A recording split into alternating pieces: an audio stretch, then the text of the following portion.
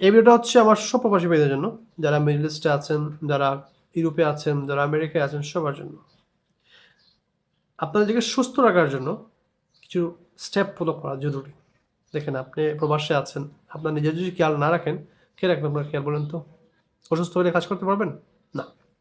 নম্বর one, প্রতি সপ্তাহে 3 দিন দৌড়ার অভ্যাস করে তুলুন। সপ্তাহে 3 দিন আপনাকে 30 মিনিট দৌড়াতে হবে।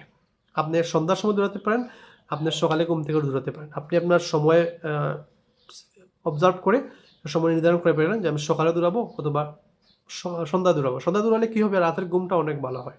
যদি সন্ধ্যায় আপনি 20 মিনিট বা 25 মিনিট দৌড়ান 7-8টার দিকে আপনার ডিউটি থেকে আসার পরে, আপনার জন্য এটা অনেক হেল্পফুল হবে। ওকে। 2 নম্বর হচ্ছে সিম্পল মিল খাবেন এবং আপনি ব্যালেন্স ডায়েট করবেন। ব্যালেন্স ডায়েটটা হচ্ছে কি, এবং ব্যালেন্স ফুড খাবেন। এই মানে আবি যাবি ফুড খেতে যাবেন, ঠিক আছে? আপনি আপনার খেয়াল করবেন যাতে আপনার সাপ্তাহিক যে প্ল্যান আছে এটার মধ্যে যাতে সবজি থাকে, মাংস থাকে, মাছ থাকে, এসব মানে মিক্স করে একটা মিল তৈরি করেন আস্তে আস্তে, এবং সপ্তাহে ডিভাইড করে দেন যে আমি এদিন সবজি খাবো, এদিন মাংস খাবো, এদিন মাছ খাবো। তাহলে এটা আপনার শরীরের জন্য অনেক উপকারী হবে। পাশাপাশি দৈনিক 2টা আপেল খাবেন, 20টা খেজুর খেতে পারেন আপনার নিজের সুস্বাস্থ্যের জন্য।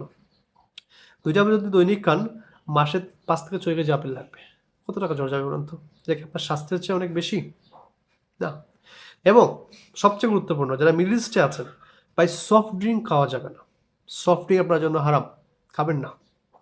আপনি খোঁজখবর নিয়ে দেখেন, 70-80% আরব মানুষের কিডনির মধ্যে সমস্যা। কেন? এই সফট ড্রিঙ্ক খাওয়ার কারণে। সফট ড্রিঙ্কে কিন্তু পাথর হয়ে যায় কিডনির মধ্যে, কারণ চিনির শিরা, অনলি চিনির শিরা, আর কিছু না। চিনি ছাড়া আর কিচ্ছু নেই ওই জায়গায়।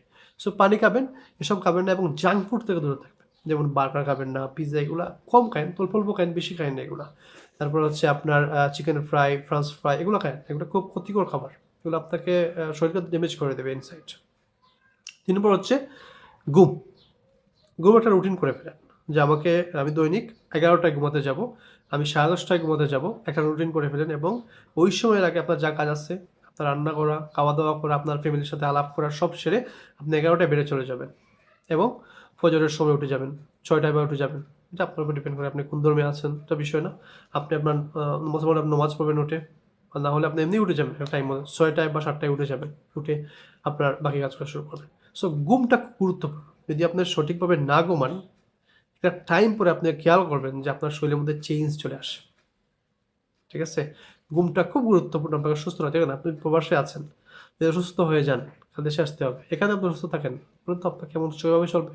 So take care of your self.